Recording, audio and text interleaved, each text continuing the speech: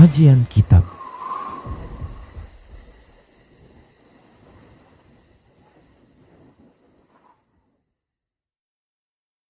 Bismillahirrahmanirrahim. Assalamualaikum warahmatullahi wabarakatuh.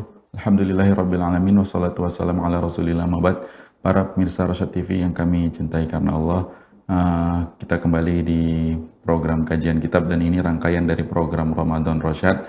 Kita melanjutkan membersamai Ustadz kita, guru kita, Ustadz Abu Ihsan Hafizahullah Ta'ala, yang insya Allah akan melanjutkan materi pembahasan renungi perjalanan hidupmu. Dan Alhamdulillah sudah tersambung bersama kita guru kita Ustadz Abu Ihsan Al-Athari Hafizahullah Ta'ala. Dan seperti biasa nanti setelah segmen penjelasan atau pemaparan materi dari Ustadz, kita akan persilahkan jika masih ada waktu untuk pemirsa Rosyad TV yang mau bergabung bersama kita di kajian kitab pagi ini. Dan mungkin kita langsung saja persilahkan kepada Ustadz untuk pembahasan kita. Silahkan Ustadz, wa yatafadhal masykur. Assalamualaikum warahmatullahi wabarakatuh. Alhamdulillah, nahmaduhu wa nasta'inuhu wa nastaghfiruh, wa na'udzu billahi min shururi anfusina wa sayyiati a'malina. May yahdihillahu fala mudhillalah wa may yudlil fala hadiyalah. Asyhadu an la ilaha illallah wahdahu la syarikalah wa asyhadu anna Muhammadan abduhu wa rasuluh la nabiyya ba'dah, amma ba'd. Para pemirsa pendengar pada TV yang dimuliakan Allah, kaum muslimin dan muslimat rahimani wa rahimakumullah. Pertama, kita bersyukur pada Allah Subhanahu wa taala atas nikmat dan karunia yang Allah limpahkan kepada kita semua. Selawat beriring salam tidak lupa kita limpahkan untuk Nabi kita Muhammad sallallahu alaihi wasallam, keluarga beliau, sahabat-sahabat beliau, dan umat beliau sampai hari kemudian. Para pemirsa dan pendengar yang dimuliakan Allah, salah satu perkara atau peristiwa yang terjadi ketika kita berada di dalam rahim ibu kita, yaitu di alam rahim, adalah diutusnya seorang malaikat. Allah mengutus seorang malaikat dan memerintahkannya untuk menuliskan 4 perkara. Ini adalah penulisan takdir di alam rahim. Dan ketika kita berada di dalam rahim ibu kita, Allah Subhanahu wa taala telah menulis takdir yang akan kita jalani. Disebutkan di dalam hadis, "Tsumma yab'atsullahu malakan fayu'maru bi'arba'i kalimat." Kemudian Allah Subhanahu wa taala mengutus seorang malaikat dan menyuruhnya untuk menuliskan 4 perkara. Ya. Di samping malaikat ini meniupkan ruh. Fayanfukhu fihi ruh. Meniupkan ruh pada janin ini. Nah, setelah itu diperintahkan untuk menuliskan 4 perkara. Apa itu? Fayuqalu lahu uktub amalahu, rizqahu, ajalahu, wa syakyun aw sa'id. Yaitu tentang amalnya, perbuatannya, apa yang akan dilakukannya di dunia, selama hidup di dunia, kemudian rezekinya, bagian dari dunia yang Allah berikan kepadanya,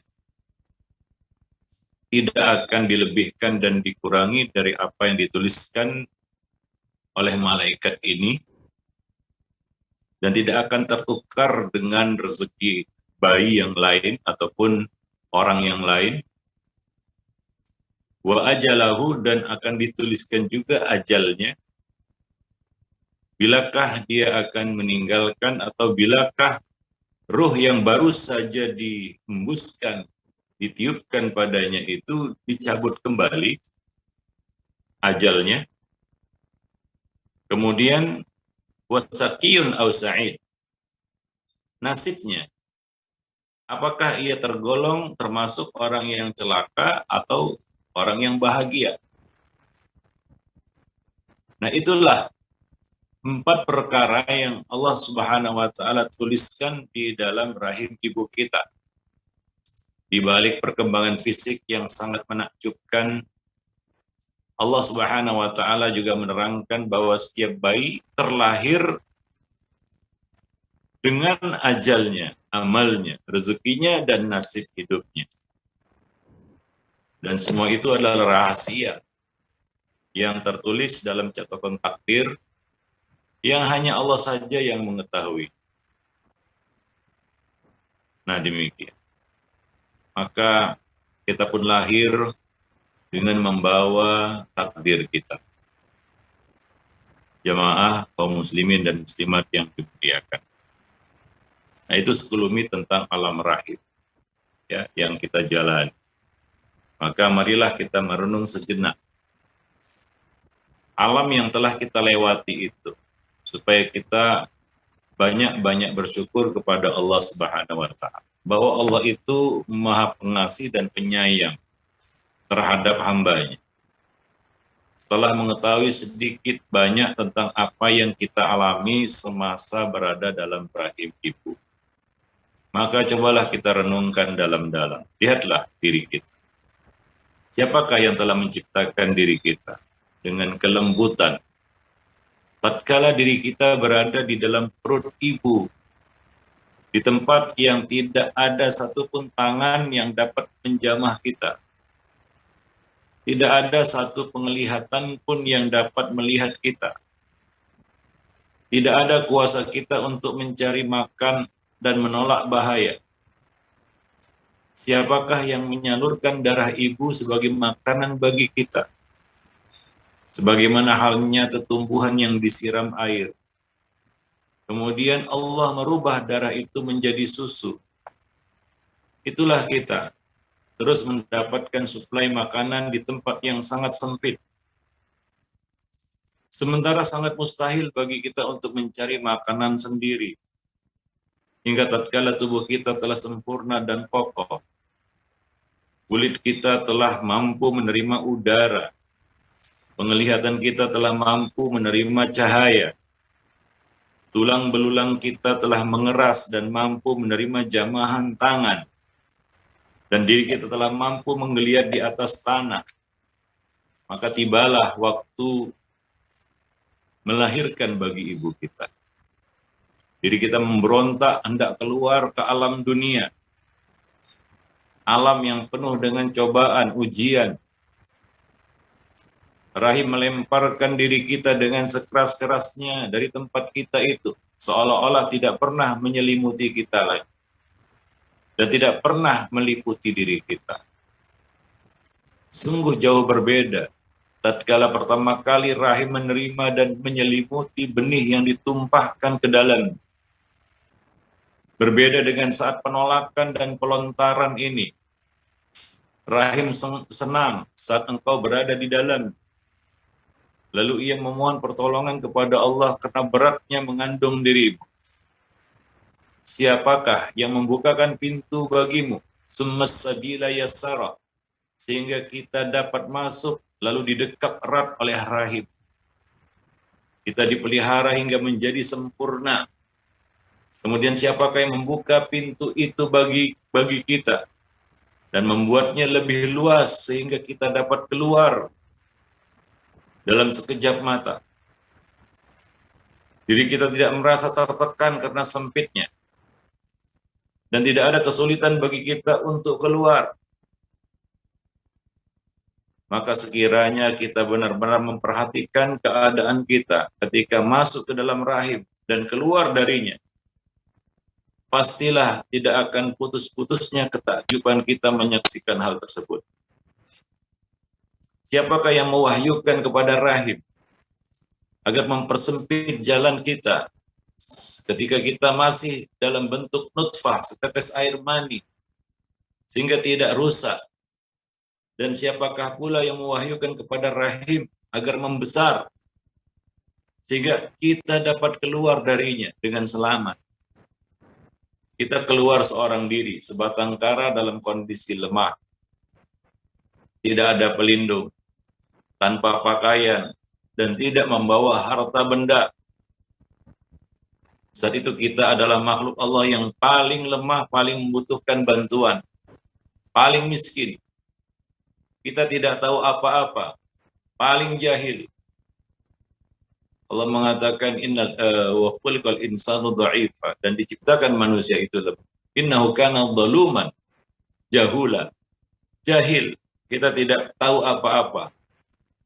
Lalu Allah Subhanahu wa taala mengalihkan makanan yang kita konsumsi di perut ibu ke payudara ibu kita.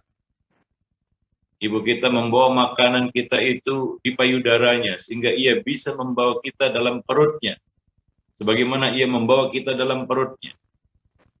Kemudian bahan makanan itu dibawa dengan lembut ke payudara ibu melalui saluran yang telah disiapkan khusus untuk kita.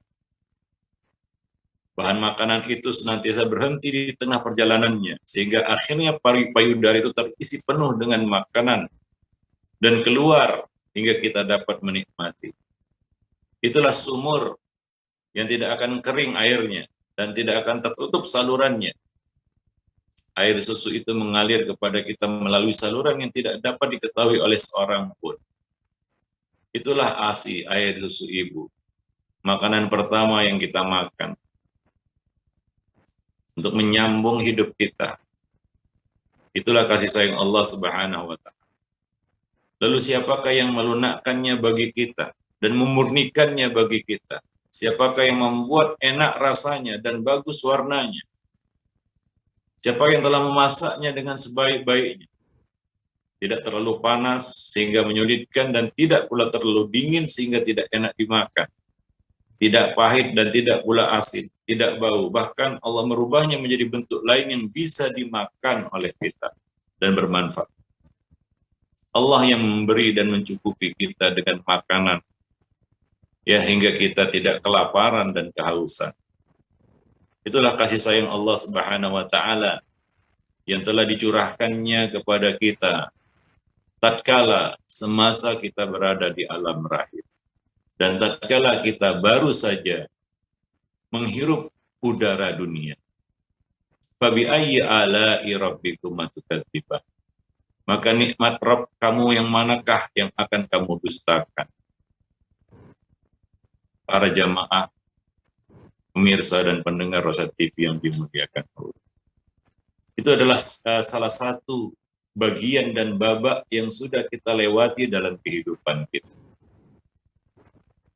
Ya, nah ketika kita sudah sebesar ini, ketika kita sudah sekuat ini, dan kita merasa kuat, bahkan saking sombongnya manusia itu dia merasa tidak perlu Allah Subhanahu wa taala.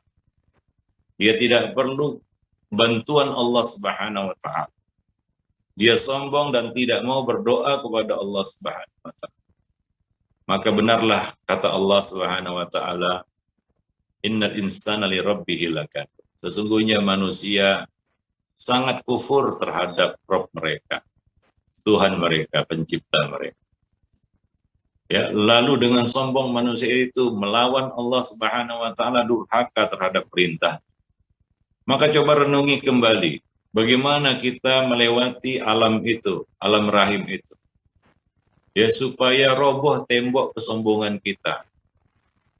Karena kadang-kadang manusia lupa karena dia tidak mempelajari, merenungi, melihat kembali asal-usul perjalanan hidupnya. Dia lihat hari ini dia kuat, dia bisa menantang Allah, dia bisa menolak perintah Allah, dia bisa mengotak-ngatik syariat Allah. Yang halal diharamkan, yang haram dihalalkan. Ya. Dengan sombong dia melawan Allah Subhanahu wa taala. Tidakkah dia ingat masa dia menjalani alam rahim itu? Bagaimana lemahnya dia, bagaimana tidak berdayanya dia pada saat itu. Tapi demikianlah. Maka dari itu Allah banyak memerintahkan kita untuk melihat kembali asal-usul kejadian kita. Ya, min ayyi syai'in khalaqa. Dari apa kamu itu diciptakan? Falyanzuril insanu mimma khuliq. Hendaknya manusia memperhatikan dari apa, dari mana dia diciptakan Allah Subhanahu wa taala. Jemaah kaum muslimin dan muslimat yang dimuliakan Allah. Sehingga muncul kesadaran dalam diri kita bahwa kita ini nggak bisa lepas sedetik pun dari kasih sayang Allah Subhanahu wa taala, mulai dari awal penciptaan kita sampai hari ini sebenarnya. Tapi begitulah manusia terus mengkufuri nikmat-nikmat Allah Subhanahu wa taala, melawan Rabb-nya, melawan Tuhannya, melawan penciptanya. Ya. Tapi Allah Subhanahu wa taala ya mendahulukan kasih sayangnya daripada kemarahannya. Seandainya Allah mendahulukan kemarahannya dari kasih sayangnya, mungkin tidak ada manusia yang dibiarkan hidup. Tidak ada manusia yang pantas hidup. Kalau Allah mendahulukan kemarahannya atas kasih sayangnya. Tapi Allah mendahulukan kasih sayang. Ya wa ya'fu an katsir. Allah banyak memaafkan kesalahan-kesalahan yang kita lakukan. Kesalahan yang kita sadari maupun yang tidak kita sadari. Yang kita sengaja maupun yang tidak sengaja. Allah banyak maafkan kesalahan-kesalahan. Tanpa permintaan ampun dari hamba tersebut. Apalagi kalau hamba itu minta ampun sama Allah, Allah pasti akan mengampuninya. Ya, nah demikian. Maka inilah dunia. Pada hari itulah lahirlah kita ke dunia. Ya, di waktu yang telah Allah tetapkan. Di waktu yang telah Allah perintahkan pada rahim untuk memuntahkan kita dari. Maka kita pun menjerit menangis tatkala kita melihat dunia. Setan mengganggu kita semenjak kita keluar dari rahim ibu kita. Dia tidak berdaya mengganggu kita di dalam rahim ibu kita. Begitulah penjagaan rahim itu. Sehingga setan ini pun tidak mampu untuk mengganggu anak Adam di dalam rahim ibunya. Tapi begitu keluar dari rahim ibunya, setan menusuk, setan mulai mengganggu. Maka bayi itu pun menjerit, sebagaimana dijelaskan oleh Nabi SAW, bahwa tangisan seorang bayi ketika lahir adalah akibat tusukan dari syaitan. Itu salah satu sebab yang mungkin tidak akan terlihat oleh mata, ya. Tapi itu yang terjadi. Tidak ada kecuali Isa bin Maryam. Ya, satu-satunya bayi yang tidak diganggu dan ditusuk oleh syaitan ketika lahir.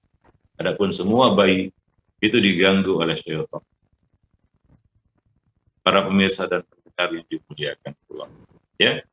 Nah, manusia akan hidup di dunia selama waktu yang telah ditetapkan. Artinya ada ajal. Waktu itu ciptaan Allah. Dan Allah berikan kepada manusia. Tapi ingat, pemberian ini tidak gratis.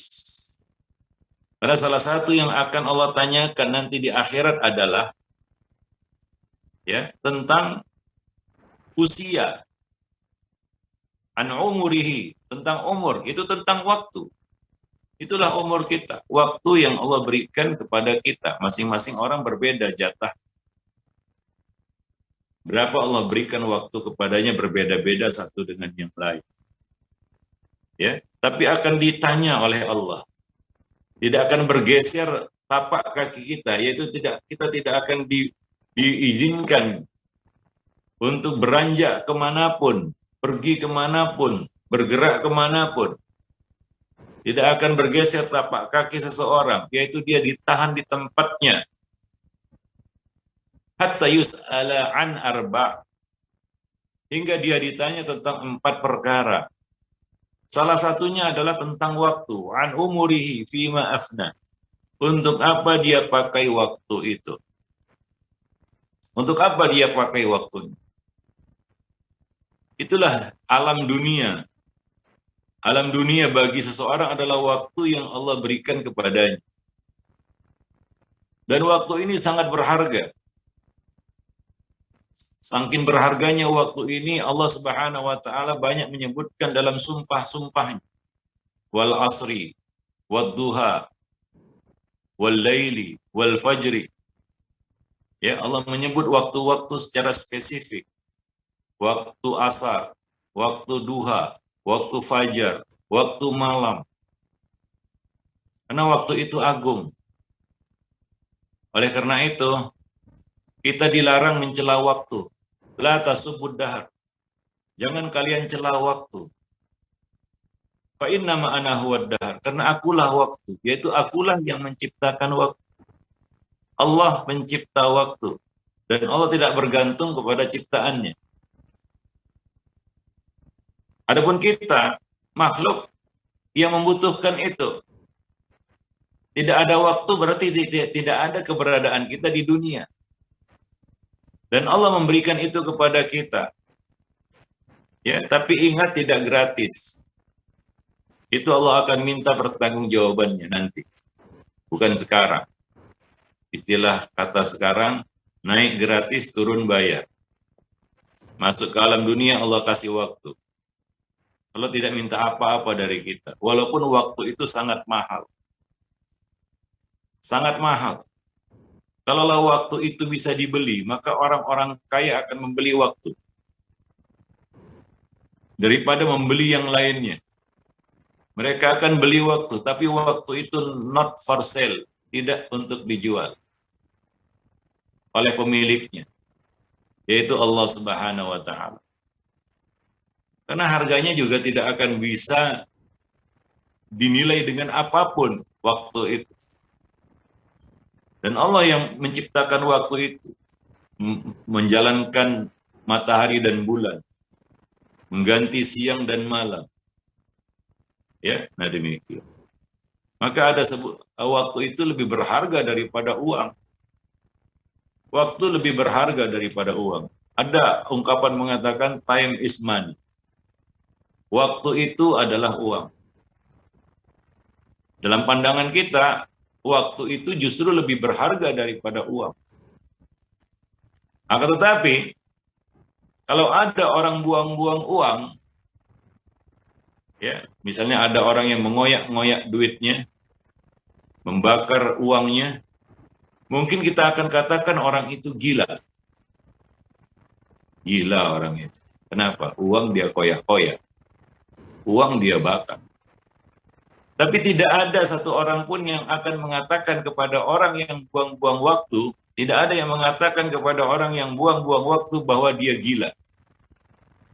Ada. Kita lihat orang yang buang-buang waktu dengan bermalas-malasan, melakukan hal yang anfaedah, ya, melamun, berkhayal. Lalu kita katakan kepadanya, ini orang buang-buang waktu, ini gila ya. Seperti orang yang buang-buang uang tadi. Enggak. Bahkan orang-orang yang melihatnya berangan-angan, enak kali ya si fulan ini. Kayaknya enak juga hidup seperti itu. Berangan-angan ingin seperti orang yang buang-buang waktu ini. Enggak ada yang mengatakan gila, itu enggak ada. Jamaah kaum muslimin dan muslimat yang dimuliakan. Maka katakanlah kepada diri kita ketika kita buang-buang waktu di alam dunia ini, gila saya. Sebagaimana gilanya orang yang buang-buang uang. Para jemaah kaum muslimin dan muslimat yang dimuliakan. Nah, itulah dia dunia. Dunia itu adalah waktu yang Allah berikan kepada kita. Ya.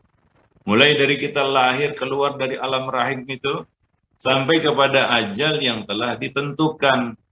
Dan itu telah ditulis di dalam rahim ibu kita sebagaimana yang kita sebutkan tadi. Ya. Dan itu tidak akan bisa ditambah ataupun dikurangi. Keberadaan kita di muka bumi ini, di alam dunia ini, tidak akan bisa ditambah atau dikurangi. Allah mengatakan dalam surat An-Nahl ayat 61, فَإِذَا جَاءَ أَجْلُهَا لَا يَسْتَأْخِرُونَ سَاعَةً وَلَا يَسْتَقْدِمُونَ. Maka apabila telah tiba waktunya, yaitu ajal yang telah ditetapkan bagi mereka, tidaklah mereka dapat mengundurkannya barang sesaat dan tidak pula dapat mendahulukan. Ya, itulah waktu yang Allah berikan kepada kita di dunia. Dan itu salah satu rezeki ya, dan itu berbeda-beda. Maka umur manusia kan berbeda-beda, ajal manusia berbeda-beda. Dan itu rahasia Allah. Rezeki berupa waktu ini rahasia Allah Subhanahu wa taala. Dan ini tidak bisa kita usahakan. Karena tidak bisa kita beli dengan apapun. Kita berusaha sekuat tenaga pun tidak akan mampu ya, kita menambah waktu kita di dunia. Nah, kemudian ketika kita lahir ke alam dunia ini, ya sebagaimana disebutkan sebelumnya tadi, bahwa di dalam perut ibu kita sudah ditulis rezeki. Salah satu dari 4 perkara yang ditulis di dalam rahim ibu kita di alam rahim adalah tentang rezeki. Maka Allah menjamin rezeki manusia selama dia hidup di dunia. Rezeki pertama sampai rezeki terakhir. Hingga Nabi mengatakan seseorang tidak akan pergi meninggalkan dunia melainkan setelah sempurna rezekinya. Artinya apa? Enggak ada rezeki yang belum diberikan kepadanya atau belum sampai ke tangan. Ya, tidak akan mati seseorang hingga sempurna rezeki. Para jemaah kaum muslimin dan muslimat yang dimuliakan. Nah, itulah kehidupan dunia. Selama hidup di dunia ini, Allah pasti memenuhi segala kebutuhan manusia.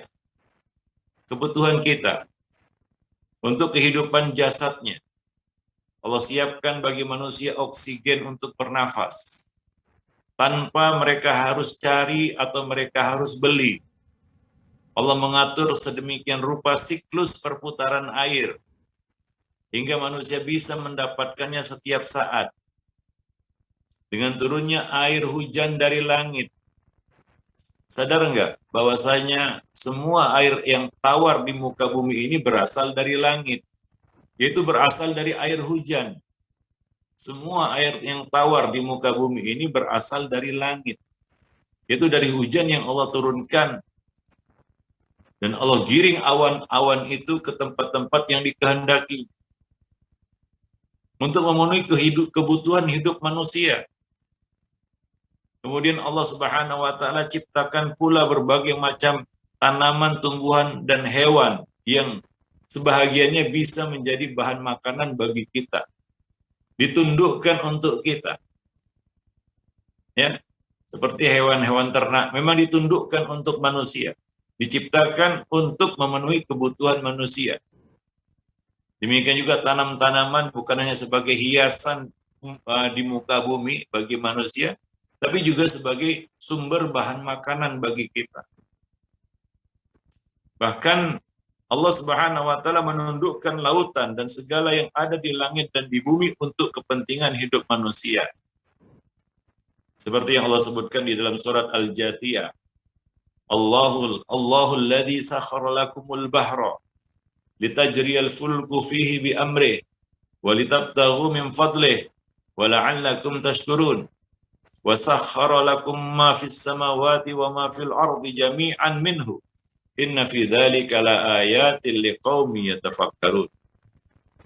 Allah Subhanahu wa taala yang menundukkan lautan bagi manusia. Allah tundukkan lautan bagi manusia untuk kamu, supaya kapal-kapal dapat berlayar di atasnya dengan seizin Allah, dan supaya kamu dapat mencari karunia Allah, dan mudah-mudahan kamu mau bersyukur. Dan Allah telah menundukkan untukmu apa yang ada di langit dan apa yang ada di bumi semuanya sebagai rahmat dari Allah. Ya, sesungguhnya pada yang demikian itu benar-benar terdapat tanda-tanda kekuasaan Allah bagi orang-orang yang mau berpikir. Jadi Allah Subhanahu wa taala mudahkan itu semua sebagai rezeki bagi manusia. Ya, maka enggak ada alasan manusia itu kelaparan. Ya.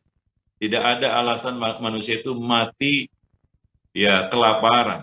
Kenapa? Karena Allah ciptakan di muka bumi ini segala sesuatu yang mencukupi kebutuhan mereka. Ya, yang mencukupi kebutuhan mereka. Lain halnya kalau manusia itu malas. Ya tentunya seseorang terhidang pun makanan di depannya, kalau dia malas menyuapkan makanan itu ke mulutnya, ya dia tidak akan kenyang juga. Dia tidak akan bisa memenuhi kebutuhan dirinya. Allah mengatakan di dalam Al-Quran bahwa Allah telah menjamin rezeki manusia, bahkan semua makhluk yang melata di muka bumi. Allah mengatakan wa ma min dabbatin fil ardi illa 'ala Allahi rizquha wa ya'lamu mustaqarraha wa mustawda'aha. Tidak ada satupun binatang melata di muka bumi ini melainkan Allah Subhanahu wa taala telah mengatur rezekinya. Dan Allah mengetahui tempat berdiam binatang itu, makhluk itu, dan tempat penyimpanannya. Ya, jadi Allah Subhanahu wa taala telah mencukupi rezeki kita, dan itu sudah ditulis sebagaimana kita jelaskan sebelumnya di dalam rahim ibu kita. Dan rezeki adalah sesuatu yang telah Allah tentukan kadarnya untuk tiap-tiap anak Adam. Untuk tiap-tiap anak Adam. Wallahu yakbidu wa yabsutu. Allah yang melapangkan dan Allah yang menyempitkan. Ya, itu rezeki. Berbeda-beda satu dengan yang lain. Maka masalah ekonomi, rezeki jangan dikambing hitamkan. Wah, ini faktor ekonomi. Ini karena masalah ekonomi. Enggak. Jangan dikambing hitamkan ya rezeki yang Allah bagi kepada manusia. Itu satu kesalahan berpikir dan satu kekeliruan. Ya, banyak orang-orang yang mengatakan ya ini masalah ekonomi. Wah, dia seperti itu karena masalah ekonomi. Ya. Umat ini terpuruk karena masalah ekonomi. Ya, orang-orang yang melakukan tindakan ini dan itu sebagaimana ya seorang analisis mengatakan ini orang-orang terlibat terorisme karena faktor ekonomi. Tidak. Ya, jangan dikambing hitamkan ekonomi. Jangan dikambing hitamkan status rezeki. Itu keliru. Seolah-olah kita tidak percaya pembagian Allah Subhanahu wa taala. Bukankah Allah mengatakan? Seolah-olah kita tidak membaca ayat ini. Wallahu yakbidu wa yabsutu. Allah yang melapangkan dan menyempitkan rezeki. Kalau seorang itu kaya, siapa yang membuat dia kaya? Allah. Kalau orang itu miskin, siapa yang membuat dia miskin? Allah Subhanahu wa taala. Allah Subhanahu wa taala. Allah yang membatasi rezeki. Jadi masalah rezeki itu, status rezeki, ini jangan dijadikan kambing hitam. Ya. Masalahnya kembali kepada manusia itu sendiri, bukan masalah rezeki. Wah, ini karena Allah sempitkan rezekinya, dia jadi begitu. Enggak. Karena manusia itu sendiri.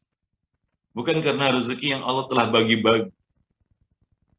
Ya, maka banyak juga orang-orang yang sedikit-sedikit ini faktor ekonomi, masalah ekonomi. Enggak. Bukan dan salah. Itu cara berpikir yang harus kita bersihkan dari otak kita. Orang-orang yang pandangannya dunia nggak baca Quran, mungkin iya seperti itu kata-katanya. Kita tidak. Ya, karena status ekonomi itu Allah yang beri. Ada yang Allah uji dengan kekayaan. Dan ada yang Allah uji dengan kemiskinan. Wah, Nabi sendiri tidak mempermasalahkan kemiskinan. Bahkan antara kefakiran dan kekayaan, Nabi itu lebih khawatir terhadap kekayaan daripada kefakiran. Ya, adapun kemiskinan, Nabi tidak pernah mempersoalkannya. Apa kata Nabi dalam hadis? Wallahi mal fakru akhsha alaikum. Demi Allah, bukan kefakiran yang aku khawatirkan atas kamu. Padahal kefakiran itu mengkhawatirkan. Hingga Nabi berlindung dari kefakiran. Allahumma inni a'udzubika minal faqr. Kefakiran itu mengkhawatirkan. Akan tetapi ada yang lebih mengkhawatirkan daripada kefakiran itu. Yaitu apa? Antub satolakumud dunya. Dibentangkan bagi kamu dunia. Jadi status ekonomi itu nggak perlu dipermasalahkan. Itu memang ujian yang Allah berikan kepada manusia. Ya, nah tergantung manusia itu sendiri. Apakah orang yang miskin pasti kufur? Enggak juga. Apakah orang kaya pasti beriman? Enggak juga. Contohnya Qarun. Kurang apa dia? Tapi apakah dia bersyukur? Tidak. Apakah dia beriman? Tidak.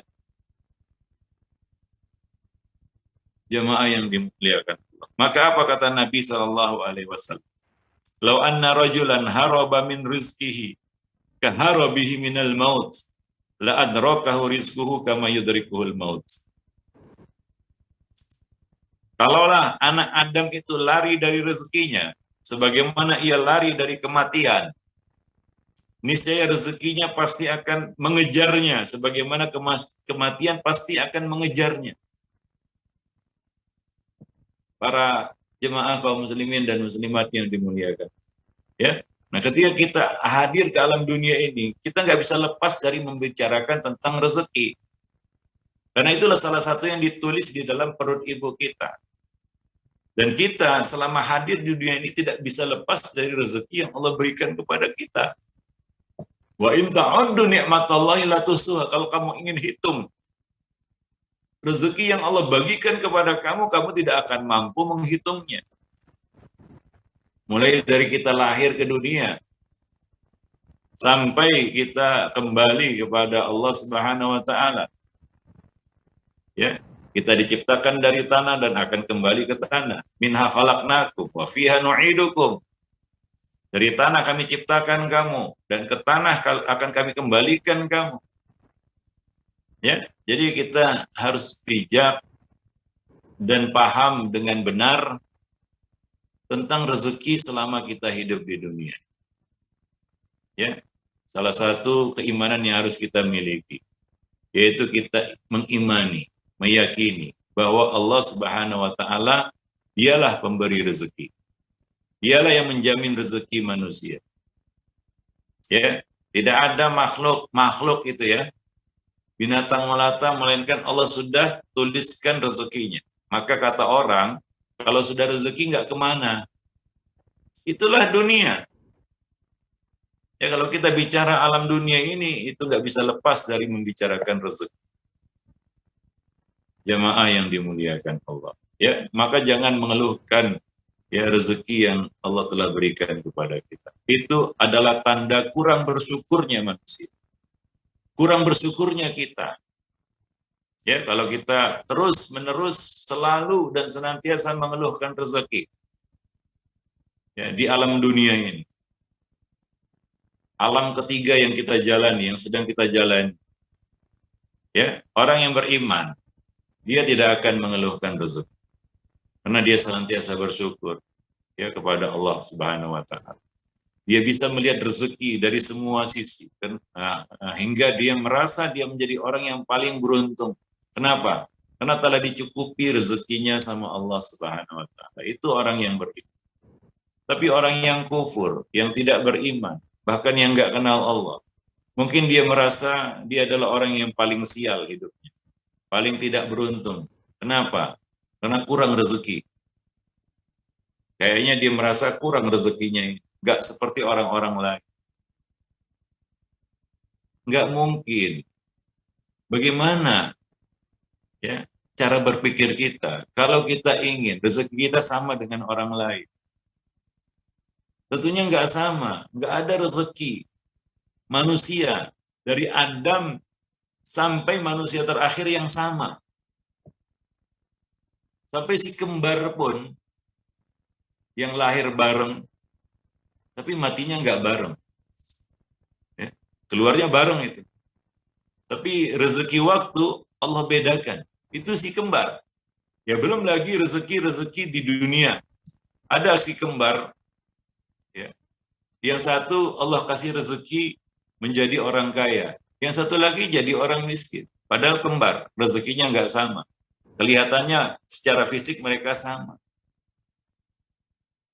Ya, jadi tidak mungkin kita menghadirkan rezeki orang lain dalam hidup kita. Ya. Nah, itu muncul dari rasa ketamakan, merasa kurang hingga kita terus dikuasai oleh rasa tamak. Ingin menghadirkan semua rezeki manusia kepada kita, hadir dalam hidup kita. Lihat si fulan, kita ingin rezeki si fulan. Lihat si fulan, kita ingin rezeki si fulan. Lihat si fulan yang lain, kita ingin rezeki si fulan yang lain itu pun. Itulah ketamakan yang hakiki. Ya, para pemirsa dan para pendengar Rosyad TV yang muliakan. Ya, nah demikian. Itu bagian pertama kita bicarakan tentang alam dunia, yaitu tentang rezeki. Yakinlah Allah telah jamin rezeki kita. Ya, Allah telah jamin rezeki kita di muka bumi. Ya, bahkan si pemalas, ya tentunya kan mendapat rezeki itu harus berikhtiar ya, berikhtiar kita melakukan usaha-usaha hingga kita, apa kata Nabi, ya engkau ambil seutas tali pergi ke hutan mencari kayu bakar kemudian dijual di pasar, itu lebih baik daripada yang minta-minta. Nah, manusia ada yang malas, ada yang rajin. Sampai si malas pun Allah kasih rezeki kepadanya. Itu si malas yang nggak mau kerja mungkin. Tapi datang juga rezeki kepadanya. Memang sudah Allah atur. Ya, nah demikian. Wallahu a'lam bishawab. Ya, nah demikian. Supaya kita bisa menjalani alam dunia ini dengan hati yang lapang, hati yang tawadu, hati yang khudu, tunduk kepada Allah dan tidak menjadi orang yang sombong. Nah demikian. Karena ya Allah mengusir, salah satu alasan Allah mengusir iblis adalah fama yakunu laka an tatakabbara fiha. Tidak layak kamu untuk sombong di dalam surga. Enggak layak kamu untuk sombong di dalam surga. Maka Allah usir iblis itu. Ya, nah demikian. Allah usir iblis itu dari surga karena kesombongan. Demikian juga di dunia ini. Enggak layak sebenarnya ya kita sombong di dunia ini. Maka Allah beri ya pelajaran kepada kita. Nasib orang-orang yang sombong di muka bumi. Bagaimana kesudahan? Fir'aun, Qarun, itu contoh-contoh orang-orang yang sombong yang Allah binasakan karena kesombongan. Ya, dan surga itu bukan tempat orang-orang yang sombong. Ya. Apa kata Nabi? La yadkhulunal jannah man kana fi qalbi misqala dzarratin min kibr. Tidak akan masuk surga orang yang di dalam hatinya ada sebesar biji sawi dari kesombongan. Maka dengan ya kita katakan merenungi kembali ya jejak rekam jejak kehidupan kita, mulai dari kita bukan apa-apa dan tidak apa-apa, bukan sesuatu yang disebut hingga kita menjadi ya sesempurna ini ya. Hendaknya kita coba lihat kembali ke belakang, flashback kembali, renungi perjalanan hidup kita itu mulai dari titik nol ya sampai hari ini ya. Nah, supaya gugurlah ya, runtuhlah tembok kesombongan kita, keangkuhan kita ya, wallahu a'lam. Nah demikian para jemaah kaum muslimin dan muslimat yang dimuliakan Allah. Nanti kita lanjutkan lagi pembahasan kita masih bersama buku Renungi Perjalanan Hidup ya. Nah untuk selanjutnya bagi yang mau bertanya kita persilahkan. Baik Ustadz, jazakumullah khairan Ustadz atas pemaparan faedahnya, dan para pemirsa Rosyad TV dimanapun Anda berada yang mau bergabung bersama kita di kajian kitab pagi ini bisa melalui line interaktif kita di nomor yang mungkin tertera di layar kaca televisi Anda di nomor 0822 88 88 6630, atau bisa juga melalui pesan WhatsApp dan SMS, atau bisa komentar di kolom komentar platform media sosial kita yang melakukan live streaming. Silahkan jika sudah ada yang tersambung. Baik, kita bacakan pertanyaan yang sudah masuk ke WhatsApp-nya Rosyad TV. Assalamualaikum warahmatullahi wabarakatuh.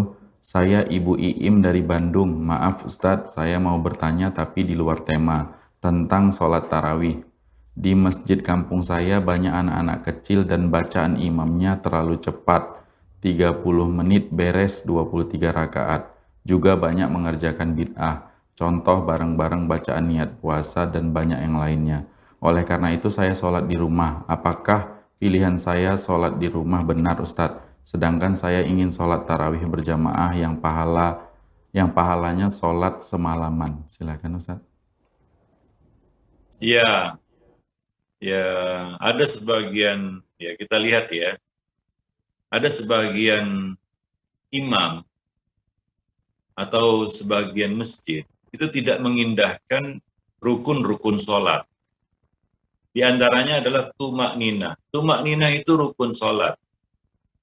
Ya, kita nggak mempermasalahkan 23 rakaatnya. Silakan mau 23 rakaat. Mungkin makin lama, makin panjang berdiri itu makin bagus. Nah, karena jumhur ulama berpendapat sholat malam nggak dibatasi. Jumhur ya, silakan buka buku-buku fikih. Para imam, jumhur ulama, sampai Ibnul Qayyim dan Ibnu Taimiyah berpendapat sholat malam nggak dibatasi. Jumhur artinya mayoritas. Minoritas yang membatasi. Segelintir cuma. Maka kalau kuat-kuatan lebih kuat, orang yang berpendapat ya bahwa sholat malam itu nggak dibatasi jumlah rakaatnya. Karena nggak ada juga qaul dari Nabi bahwa Nabi membatasinya. Nggak ada. Bahkan zahirnya Nabi tidak membatasi. Sholatul laili masna masna. Sholat malam itu 2 rakaat, 2 rakaat, 2 rakaat. Jika kamu khawatir terbit fajar, tutup dengan 1 witir 1 rakaat. Itu sabda Nabi ya, qaul dari Nabi. Ketika ditanya tentang sholat malam itu, asbabul wurud. Oh, ada hadis Aisyah, Nabi tidak pernah lebih dari 11 rakaat di dalam Ramadan dan di luar Ramadan. Para imam itu bukan nggak tahu hadis Aisyah ini. Kecuali mereka nggak tahu, mungkinlah ya. Hingga ada ilmu yang tidak dimiliki oleh mereka, yang diketahui oleh orang-orang yang membatasinya. Wah, mereka nggak tahu itu hadis Aisyah, kami tahu. Nah, ini yang benar ini. Enggak, mereka tahu juga. Bukan nggak tahu hadis Aisyah itu. Tapi sebagian mengartikan apa? Mengartikan bahwa Nabi itu sholat malamnya karena panjang bacaannya itu nggak bisa lebih dari 11 rakaat. Karena Nabi sholat malam itu panjang-panjang bacaannya. Ya, nah demikian. Itu satu. Yang kedua, itu kan sebatas pengetahuan Aisyah. Toh Nabi pernah sholat 13 rakaat. Lebih dari 11 rakaat. Aisyah nggak tahu. Sebagaimana Aisyah mengatakan, apabila ada orang yang menyampaikan kepadamu bahwa Nabi buang hajat, ya selain berdiri, buang hajat berdiri, maka jangan percaya, ya, jangan terima. Tapi ternyata Nabi pernah kita katakan buang air kecil ataupun ya buang air kecil berdiri. Itu kan sepengetahuan Aisyah saja. Itu tidak menafikan bahwasanya Nabi melakukan itu. Nah demikian ya. Jadi kita nggak permasalahkan 23 rakaatnya itu. Tapi yang menjadi sorotan di sini adalah cara sholatnya. Yang tidak tumak nina. Padahal tumak nina itu rukun sholat. Ya. Tadi disebutkan 30 rakaat, 23 rakaat, 30 menit. Itu belum lagi doa-doa diantaranya dan lain-lain sebagainya. Itu sholat kilat. Bahkan ada yang super kilat lagi. Yang betul-betul bacaannya saja macam orang kumur-kumur. Ya, gerakannya seperti orang sedang senam mungkin ya. Ya. Itu betul-betul ya kita katakan tidak layak diikuti karena nggak ada tumak ninah sama sekali. Sementara Nabi pernah menyuruh seseorang mengulangi sholat ya karena dia tidak tumak ninah. Dan Nabi mengatakan kepadanya, "Shalli fa innaka lam tusalli." Ulangi sholatmu karena kamu belum sholat. Karena tidak ada tumak ninah. Ya. Ya, maka kalau cara sholatnya seperti itu, ya tidak usah ikut. Ya, kalau nggak tumak ninah, masalah 23 bahkan 33 sekalipun nggak jadi masalah. Asalkan benar sholatnya itu. Ya, asalkan benar sholatnya. Para jemaah yang dimuliakan Allah. Ya, ya sesuai dengan rukun-rukunnya. Maka bagaimana? Apa yang harus kita lakukan? Kalau ada masjid lain yang dekat dengan itu, yang bisa kita datangi, ya beralihlah ke masjid lain yang lebih baik sholatnya. Ya, yang lebih sesuai sholatnya dengan sunnah Nabi SAW. Itu tata caranya. Ada masjid lain yang lebih bagus cara sholatnya, itu ikuti. Ya, nah demikian. Kalau nggak ada ya sholatlah di rumah. Ya, nah demikian. Sholatlah di rumah. Ya, Wallahu a'lam bishawab. Baik Ustaz, jazakumullah khairan Ustaz atas jawabannya. Dan kembali kami berikan kesempatan untuk para pemirsa Rosyad TV dimanapun Anda berada untuk bergabung bersama kita di kajian kitab pagi ini. Bisa melalui line interaktif kita di nomor yang tertera di layar televisi Anda di nomor 0822 88 88 6630 atau bisa juga melalui pesan WhatsApp dan SMS. Juga bisa komentar di kolom komentar platform media sosial kita yang melakukan live streaming. Silakan. Baik, kita lanjutkan bacakan pertanyaan yang sudah masuk di WhatsApp-nya Rosyad TV. Ustaz, bagaimana yang dimaksud dengan menghina waktu, Ustaz? Itu aja, Ustaz. Silakan, Ustaz. Ya, mencela waktu. Ya, misalnya kita mengatakan ini waktu sial ini. Ya. Waktu sial. Ya. Nah, itu termasuk mengumpat waktu, mencela waktu. Ya, mencela waktu. Ya, kita katakan misalnya ya ini misalnya tiba waktu malam misalnya. Nah, ini waktu apa namanya? Waktu yang nggak baik misalnya. Ini bukan hari baik, ini bukan bulan baik. Ya. Nggak ada yang nggak baik dari waktu itu. Maka jangan katakan ini apa namanya, ini hari tidak baik, hari buruk ya, afwan, hari buruk, hari sial ini. Itu mencela waktu. Saya hari sial nih sekarang, sedang sial, saya hari sial nih saya nih. Atau mengatakan, nah ini hari yang tidak baik. Ya, kita nggak usah nikah lah hari ini. Kenapa? Hari ini hari nggak baik. Itu mencela. Dari mana kita tahu hari ini tanggal segini bulan ini ya ini tidak baik, hari yang buruk, bukan hari baik. Ini bukan hari baik. Dari mana? Itu mencela waktu yang Allah Subhanahu wa taala ciptakan tanpa alasan, tanpa dalil. Gitu. Ya mungkin ya karena mengikuti apa namanya? Tradisi budaya nenek moyang ya. Itu kan budaya-budaya kebanyakan ya budaya-budaya yang nggak benar dengan ajaran Islam, nggak sesuai dengan ajaran Islam. Ya, sehingga kita menentukan, wah ini apa namanya, misal contohnya Kamis Suro ini hari yang nggak baik untuk ini, itu mencela waktu. Itu contohnya ya. Ya kita nggak boleh mengatakan seperti itu. Ya, nah demikian. Itu termasuk bertatayur ya dengan waktu. Dan itu sama dengan menghina waktu. Ya, wallahu a'lam bishawab. Ya. Nah. Baik Ustaz, jazakumullah khairan Ustaz atas jawabannya dan kembali kami berikan kesempatan untuk para pemirsa Rosyad TV dimanapun Anda berada yang mau bergabung bersama kita di kajian kitab pagi ini bisa melalui line interaktif kita di nomor yang ada tertera di layar televisi Anda di nomor 0822 88 88 6630 atau bisa melalui pesan WhatsApp dan SMS, juga bisa komentar di kolom komentar platform media sosial kita yang melakukan live streaming. Silakan. Baik, kembali kita bacakan pertanyaan yang sudah masuk di WhatsApp-nya Rosyad TV. Ustadz, bagaimana sebaiknya sikap kita kaum muslimin menghadapi orang-orang non-muslim yang suka mencela agama Islam? Silakan Ustadz. Ya, ya demikianlah ya. Allah jadikan setiap nabi itu musuh. Ya, musuh-musuh. Bagaimana dulu orang-orang musyrik di Mekah mengejek, menghina, merendahkan Nabi Shallallahu Alaihi Wasallam dan merendahkan agama yang Nabi bawa. Dan sebagian Allah ceritakan di dalam Al-Quran. Bagaimana kata-kata mereka. Nabi dikatakan gila, kan begitu ya. Nabi dikatakan tukang sihir dan lain-lain sebagainya. Ya, nah demikian. Ya, itu akan kembali kepada diri mereka sendiri.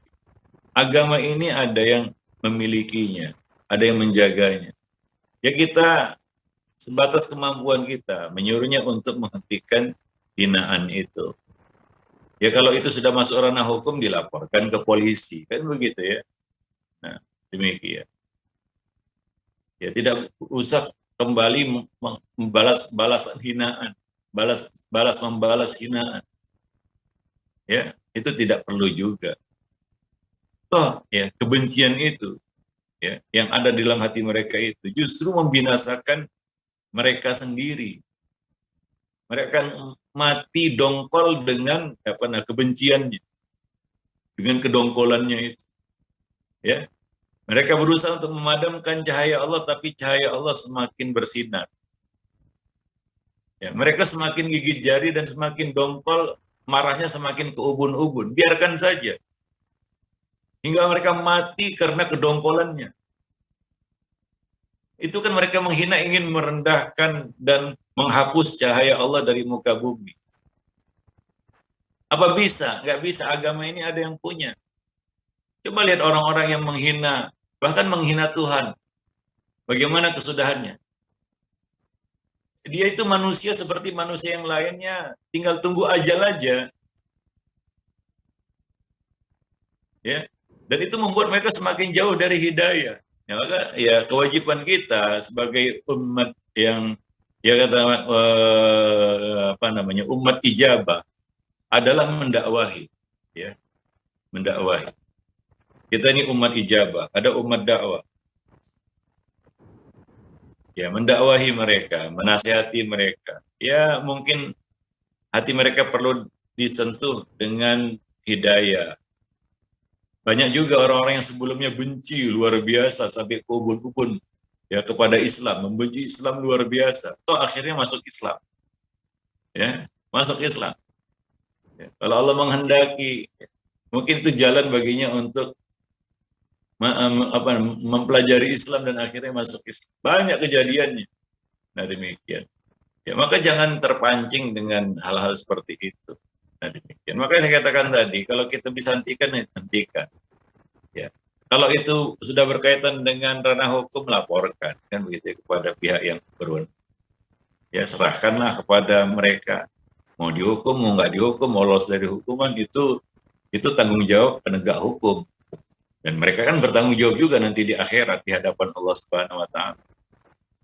Mudah kan? Nah, demikian. Dan biarkan mereka marah dengan kedongkolannya, dengan kebenciannya, toh ya mereka nggak bisa buat apa-apa. Agama ini ada yang jaga. Wallahu a'lam bishawab. Nah, demikian. Ya, baik. Nah, mungkin sampai di sini dulu pertemuan kita pada kesempatan pagi ini, mudah-mudahan bermanfaat. Aku qauli hadza astaghfirullah li wa lakum sairil muslimin. Assalamualaikum warahmatullahi wabarakatuh. Waalaikumsalam warahmatullahi wabarakatuh. Baik Ustadz, jazakumullah khairan Ustadz atas penjelasan, bimbingan dan arahannya. Dan para pemirsa Rosyad TV, dengan demikian berakhir sudah kajian kitab kita pagi ini. Mudah-mudahan apa yang kami sajikan bermanfaat tentunya untuk kami pribadi, juga untuk Anda dimanapun Anda berada. Dan mudah-mudahan kita bisa ketemu lagi di pertemuan selanjutnya, masih membersamai Ustadz untuk membahas buku Renungi Perjalanan Hidupmu. Dan kami mohon maaf jika ada pertanyaan yang masuk yang belum sempat kami tanyakan. Insya Allah bisa kita bacakan di pertemuan selanjutnya. Itu saja, mewakili kru yang bertugas kami pamit. Kita tutup dengan doa kafaratul majelis. Subhanakallahumma wa bihamdika asyhadu an la ilaha illa anta astaghfiruka wa atubu ilaik. Assalamualaikum warahmatullahi wabarakatuh.